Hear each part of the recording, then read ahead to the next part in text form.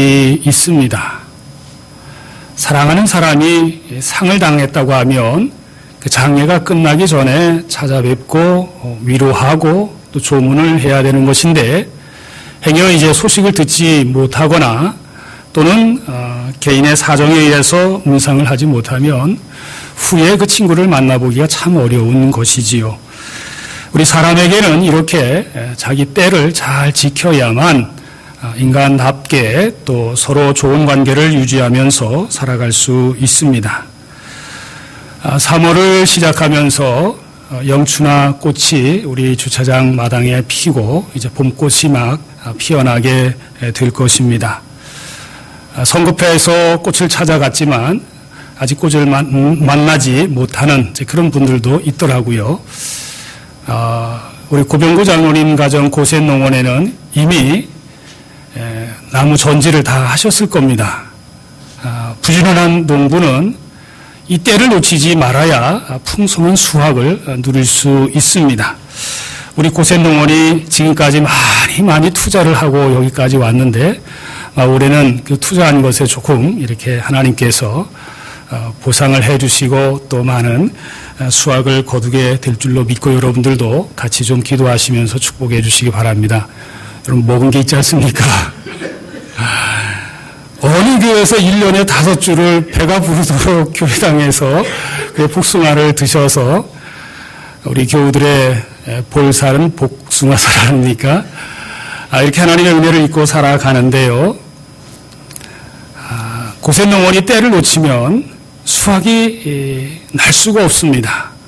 또 그렇게 기다렸지만 이제 때가 되어서 풍성한 수확을 거둘 때가 이제 손에 잡혀지고 있습니다. 우리 인생은 이렇게 때가 있고 농사의 원리에도 때가 있습니다. 성경에서도 심을 때가 있고 거둘 때가 있다 말씀합니다. 이 때를 놓치지 말아야 됩니다. 그런데 그 때를 잘 못 알게 되면, 그 때를 오해하게 되면 풍성한 수확을 거둘 수가 없지요. 우리는 지금 신앙생활을 통해서 영광을 거둘 때가 아니라 십자가를 말하고 십자가를 생각할 때입니다. 우리가 이 땅에서는 십자가를 묵상하고 십자가를 통해서 예수 그리스도를 볼 수 있어야 됩니다. 우리는 신앙생활을 통해서, 우리는 성경 말씀을 통해서 십자가를 볼 수 있어야 됩니다.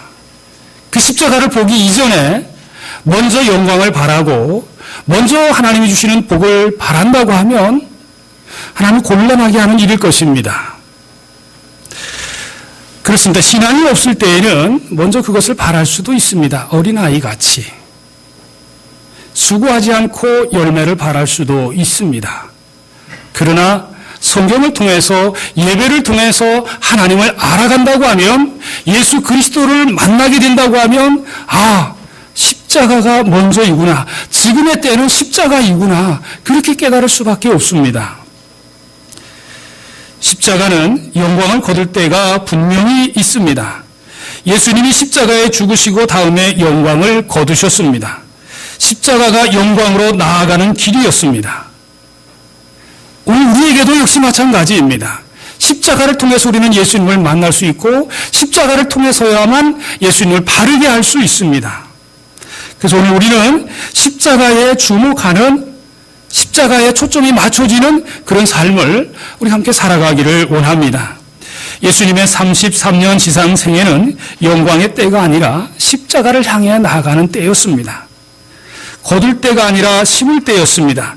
영광의 때는 바라보는 인내의 때였습니다. 그 인내의 때를, 그 심을 때를 믿음으로 감당하신 예수님이 부활의 영광에 나아가시게 되었습니다. 그 영광의 때를 예수님은 지상에서 누리지 않고 하나님의 보좌 우편에서 누리셨다는 사실을 우리가 함께 기억하기를 원합니다. 그렇다면 오늘 우리 교회는, 우리의 믿음은 어떤 믿음, 어떤 교회가 되어야 하겠습니까? 미국 시카고에 가면 윌로크릭 교회가 있습니다. 빌 하이벨스 목사님이 심무하는 교회인데, 목회를 하는 목사라고 하면 거의 모르는 사람이 없을 겁니다. 또 교회 성장에 관심이 있는, 또 우리 교회에 대해 관심을 가진 성도들이라면 익히 아는 목사님이고 익히 아는 교회일 것입니다. 이 윌로크릭 교회와 더불어서 새들백 교회는 우리 한국 교회가 벤치마킹해 온, 또 한국 교회가 그 교회를 많이 닮아온 그런 교회이기도 합니다.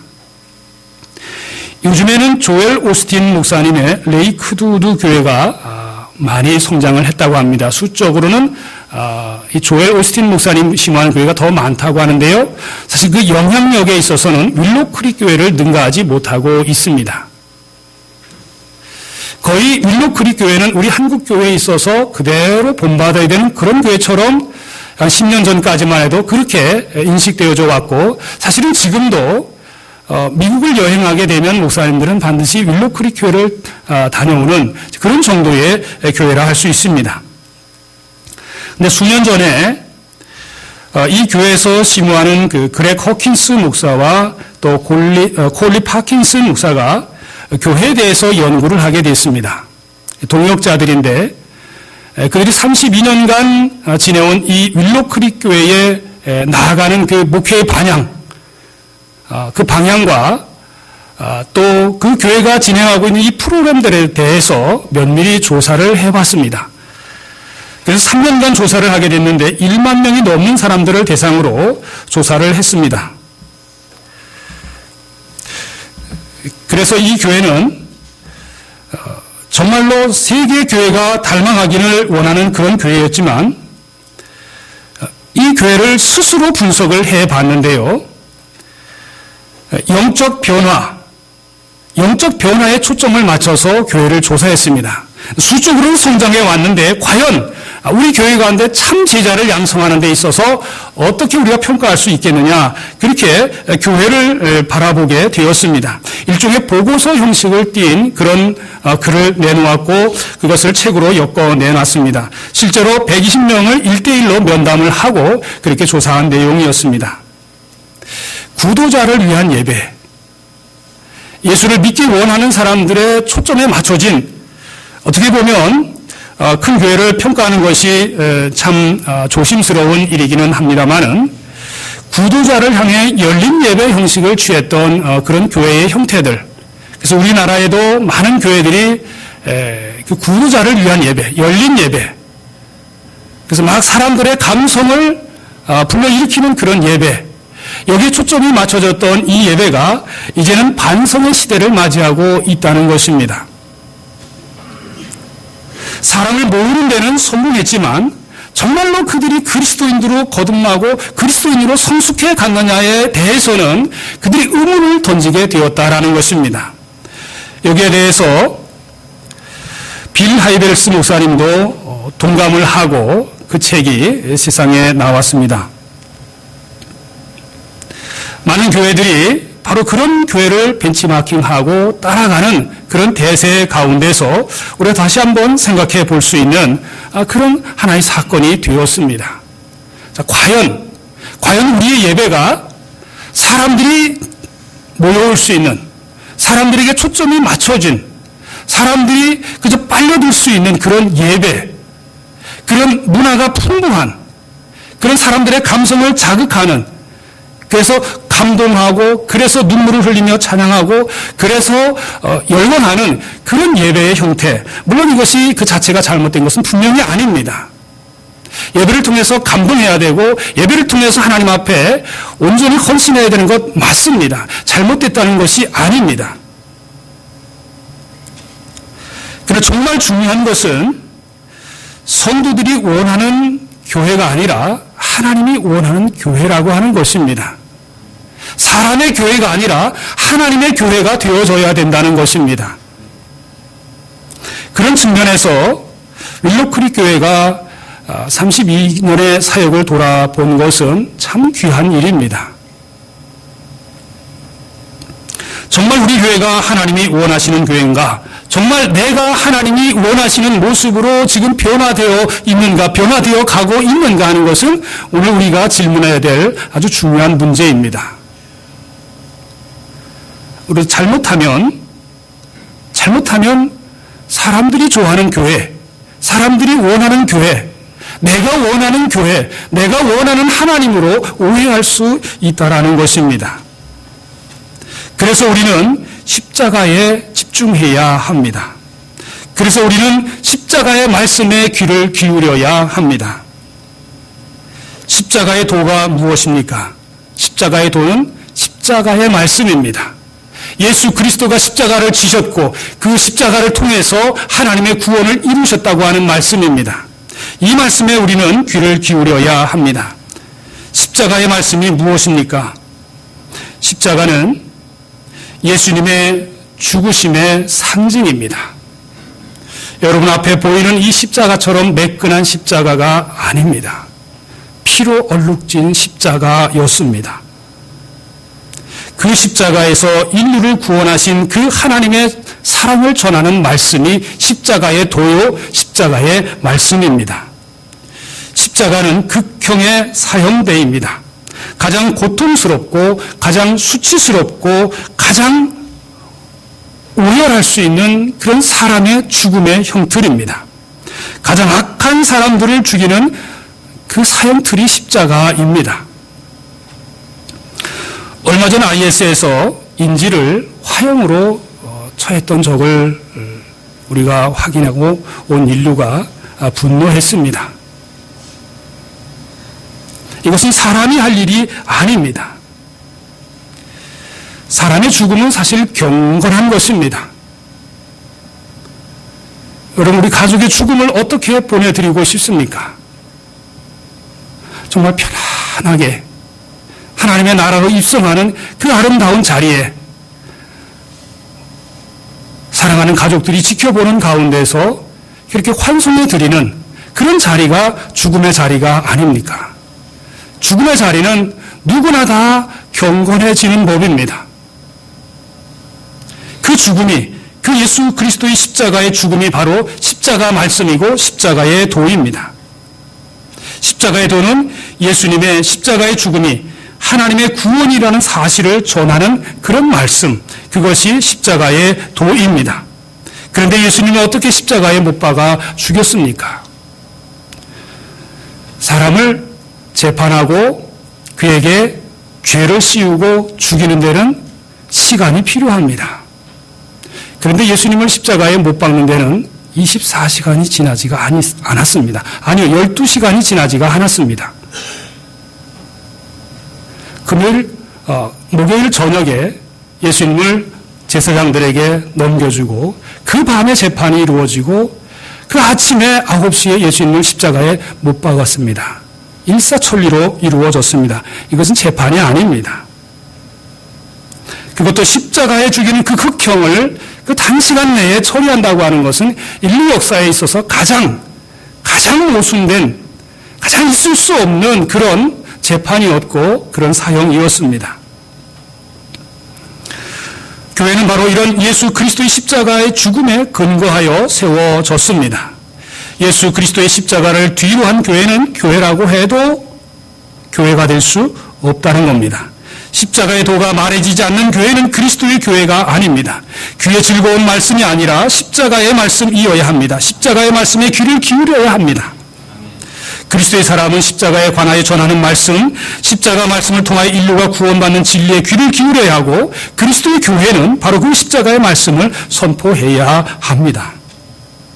십자가 말씀이 멸망하고 있는 자들에게는 오늘 본문에서 미련한 것이라 했습니다. 십자가 말씀이 구원받는 우리에게는 하나님의 능력이라고 말씀했습니다. 바울이 말하는 구원은 지속적으로 일어나는 구원을 의미하고 있습니다. 바울은 여러 군데에서 구원에 대해서 말씀을 했는데요. 바울이 말씀하는 구원은 과거의 사건으로도 말씀하는 부분이 있습니다. 무슨 말씀입니까? 너희는 그 은혜에 의하여 믿음으로 말미암아 구원을 받았으니 이것은 너희에게서 난 것이 아니요 하나님의 선물이라고 말씀했습니다. 허물로 죽은 우리를 그리스도와 함께 살리셨고 너희는 은혜로 구원을 받은 것이라 사도 바울이 한 말씀입니다. 뿐만 아니라 바울이 말씀하는 구원은 바로 현재의 사건이면서 미래의 결과를 의미하고 있습니다. 너희가 만일 내가 전한 그 말을 굳게 지키고 헛되이 믿지 아니하였으면 그로 말미암아 구원을 받으리라. 또 요한복음 11장에서 예수님은 말씀하셨습니다. 무릇 살아서 나를 믿는 자는 영원히 죽지 아니하리니 내가 이것을 믿느냐고 말씀하십니다.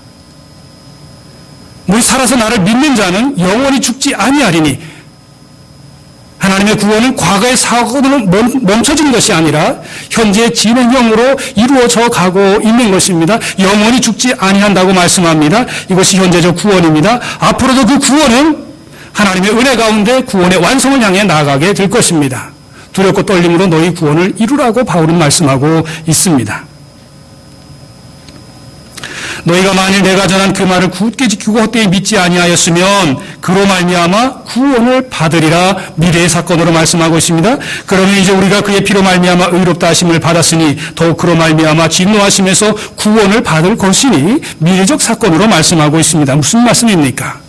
예수님의 십자가의 구원은 이미 예수 그리스도의 십자가에서 우리에게 확증되었고 그리고 그 십자가 구속의 은혜를 지금 우리가 누리고 있으며 영생의 은혜를 누리게 될 것이며 이제 우리가 하나님의 나라에 이르게 되었을 때 주님이 다시 우리 세상에 오실 때에 그때 하나님의 구원이 그 십자가의 구원이 온전히 완성되어질 것이다 라는 것입니다. 그런데 고린도 교회 교인들이 어떻게 되었습니까? 그 십자가의 도를 그 십자가의 말씀을 사람에게 초점을 맞춰가고 있었던 것입니다. 오늘 본문 12절로 올라가서 보십시오. 나는 누구에게입니까? 나는 바울에게, 나는 아볼로에게, 나는 게바, 나는 베드로에게, 나는 그리스도에게 이렇게 나누어져 있습니다. 무슨 말씀입니까? 사람을 중심으로 나누어졌던 것입니다. 나는 바울과, 나는 아볼로와, 나는 베드로와 이렇게 교회가 나뉘어져 있습니다. 사람 중심으로 나뉘어져 있습니다. 왜 그랬습니까? 교회는 사람이 중심이 아니라 그리스도가 중심이 되어져야 됩니다. 그리스도의 십자가가 중심이 되어져야 됩니다. 그리스도의 말씀, 그리스도의 도가 중심이 되어져야 합니다. 그런데 유대인들은 어땠습니까? 오늘 22절 말씀 보면 유대인들은 표적을 구하고 이렇게 말씀합니다. 유대인들은 표적을 보여달라고 말씀했습니다. 표적을 보고 예수님의 메시아됨을 평가하고 판단하겠다는 것입니다. 예수님 표적을 보여주십시오. 그러면 우리가 그것을 보고 주님이 메시아임을 인정할 수 있을 것입니다. 우리가 메시아 되는 것은 예수님의 메시아 되심은 우리가 판단하겠습니다. 그런 의미 아니겠습니까? 예수님이 아무리 당신의 입으로 메시아라고 말씀해도 우리는 못 믿겠습니다. 예수님이 표적을 보여주시면 그것을 보고 우리가 하늘로부터 오신 메시아임을 믿을 수가 있을 것 같습니다. 우리가 판단하겠습니다. 마태복음 12장 38절에서 그때 서기관과 바리새인 중 몇 사람이 말하되 선생님이여 우리에게 표적 보여주시기를 원하나이다 이렇게 말씀합니다. 예수님이 또다시 마태복음 16장에 오셔서 이렇게 말씀하십니다. 바리새인과 사두개인들이 와서 예수를 시험하여 하늘로부터 오는 표적 보이기를 청하니 악하고 음란한 세대가 표적을 구하나 요나의 표적 밖에는 보여줄 표적이 없느니라. 예수님께서 이렇게 말씀하십니다. 요나의 표적 밖에는 무슨 말씀입니까? 십자가 외에는 너희들에게 보여줄 표적이 없다는 것입니다. 내가 표적을 보여주어서 너희들이 나를 메시아로 평가하겠느냐? 아니라는 것입니다. 너희들의 평가에 의해서 내가 메시아가 되는 것이 아니라 내가 하나님 아버지께로부터 왔기 때문에 그리고 너희들을 위하여 십자가의 말씀을 주는 것이기 때문에 그것이 표적이 될 수 있다는 것입니다.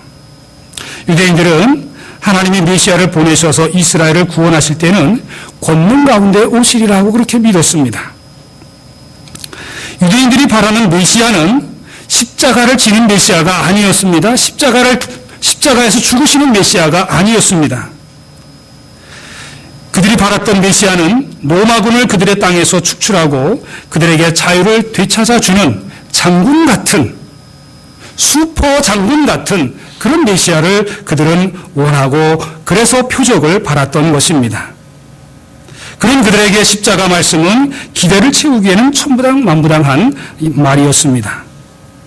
유대인들에게 이 십자가의 말씀과 십자가의 도와 메시아는 어쩌면 왼쪽에 정장 구두를 신고 오른쪽에 슬리퍼를 신은 것과 같은 서로 짝이 안 맞는 십자가의 도와 메시아는 그렇게 어울리지 않는 것으로 유대인들은 받아들였습니다. 십자가에 달린 메시아는 서로 유대인들에게 메시아와 바로 그 십자가의 도가 서로 짝이 맞을 수 없는 그런 관계로 그들은 이해했기 때문에 예수님을 십자가에 못 박았습니다.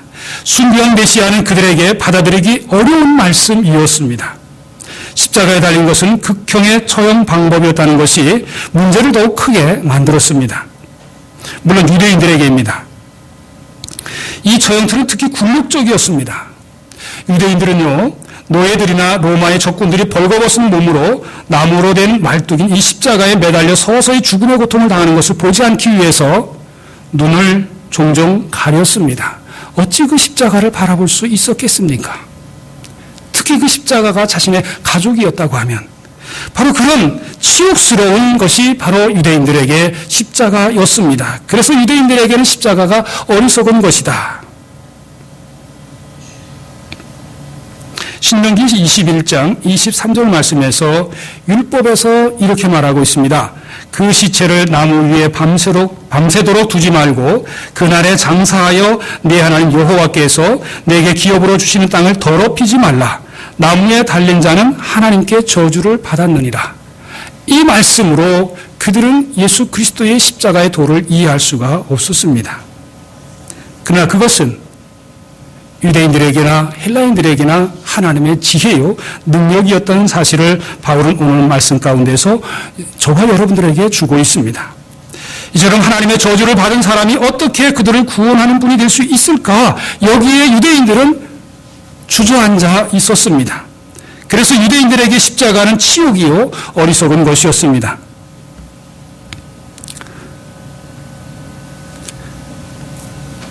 로마인들에게는 십자가는 어떤 것이었습니까? 로마인들에게 십자가는 아주 당혹스러운 것이었습니다. 로마는 자신의 뜻에 반대하는 모든 세력을 확실히 근절시키기 위해서 십자가 처형을 하는 것이 아주 유용했습니다. 그래서 십자가 처형을 10분 발휘했습니다. 십자가 처형은 최대한의 효과를 위해서 고통을 모욕과 함께 그리고 고문을 굴욕과 함께 결합시키는 로마인들이 사용했던 것입니다. 희생자들을 벌거벗기고 때려서 반쯤 죽이게 한 뒤에 십자가를 지게 합니다. 물론 이 가로대를 지게 했습니다. 거리를 행진하여 처형장까지 이르게 합니다. 이미 못쓰게 망가져버린 그 몸에 그들은 못을 박았습니다. 거기서 죽음이 이를 때까지 오랜 시간 고통을 당하는 그 모습들을 사람들에게 공개하면서 십자가 처형은 아주 자연무도한 방법으로 보여졌습니다. 다시 죄를 짓지 않게 하는 그런 효과가 있는 방법이기도 했습니다. 십자가 처형이 범죄 억제 효과가 컸기 때문에 로마는 그 십자가 처형을 상습적으로 사용을 했습니다. 그래서 로마인들은 이 십자가를 불운한 나무다 이렇게 완곡하게 표현합니다. 십자가 이렇게 표현하지 않고 불운한 나무 이렇게 완곡하게 표현을 했다라는 것입니다. 십자가라는 단어 자체를 로마 시민의 생각과 귀에서 멀리 떨어뜨려 놓으려 했습니다. 역사가 요세푸스는 십자가의 죽음을 가장 가련한 죽음이라고 표현을 했습니다. 노예처럼 죽으신 분이 십자가에서 아무 힘없이 죽으신 분이 지금 구세주일 뿐만 아니라 전 우주의 주님으로 높임을 받으셨다는 것이 당시 로마인에게는 난센스요 당혹스러운 일이었습니다. 예수님의 부활 소식은 더욱 로마인들을 당혹스럽게 만들었습니다. 저와 여러분에게 십자가는 무엇입니까? 헬라인들에게 십자가는 부조리한 것, 이치에 맞지 않는 것이었습니다. 헬라인들은 지혜를 찾는 사람들이었습니다. 그들이 찾는 지혜는 성경에서 말하는 하나님을 아는 지혜가 아니었습니다. 이성적 철학의 지혜였습니다. 그들은 하나님을 이성적으로 이해하려고 했습니다.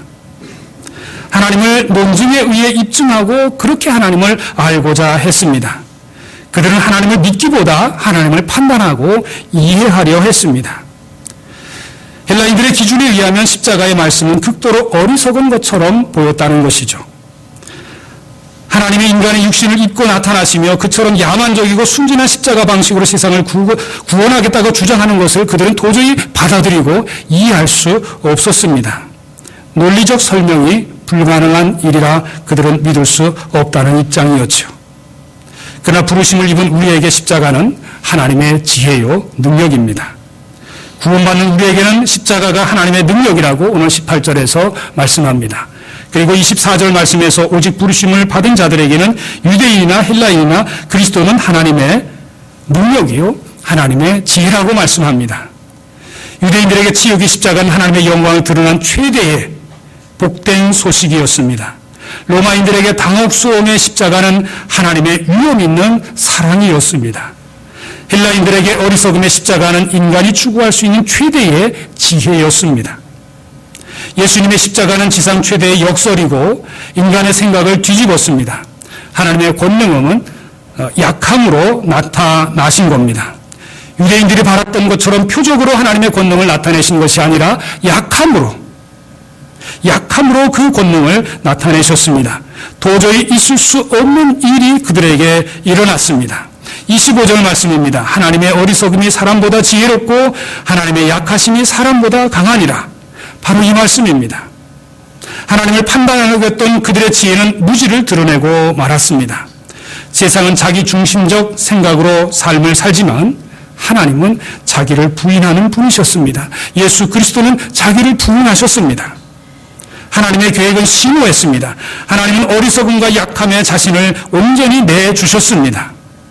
십자가의 말씀, 십자가의 도가 지닌 권능은 1차적으로 모든 죄를 처리하셨고 사람들이 하나님과 바른 관계를 맺도록 해주셨습니다. 이것이 바로 예수님의 십자가의 권능입니다. 그것은 대속을 이루는 권능이었습니다. 그것은 변화를 이루고 새롭게 하는 권능입니다. 힘으로 입증하는 권능이 아니라 사랑으로 입증하는 권능이었습니다. 자기 부인과 아가페 사랑을 보여준 십자가의 권능이 십자가의 도였습니다. 십자가의 말씀, 십자가의 도에는 놀라운 능력이 있습니다. 그것은 가장 둔한 양심도 각성하게 만들었습니다. 가장 완고한 마음도 녹여냈습니다. 부정한 자를 정결하게 하셨습니다. 멀리 있는 자를 화목시키고 회복시키셨습니다. 갇힌 자를 속박에서 풀어주셨습니다. 가난한 자를 거름더미에서 들어 올리셨습니다.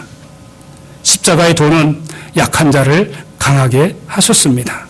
십자가의 도는 구덩이에서 디딤돌을 딛게 하셨습니다. 십자가의 도는 절벽에서 은혜의 문을 열게 하셨습니다. 마지막 날에 우리가 하나님 앞에서 흰옷을 입고 서게 만드는 것이 십자가의 도고 십자가의 권능입니다. 김천에 보면 영남 제1문이 있습니다. 영남 제1문으로 영남에 들어오는 것은 아닌 것처럼 보입니다. 영남에 들어오는 여러 문이 있기 때문이죠. 그러나 의미는 그런 것이죠. 영남의 관문, 영남에 들어오는 사람들이 통과해야 될 문이라는 의미죠. 하나님의 나라는 바로 십자가의 도, 그것이 우리에게 관문입니다. 부항댐이 세워졌습니다.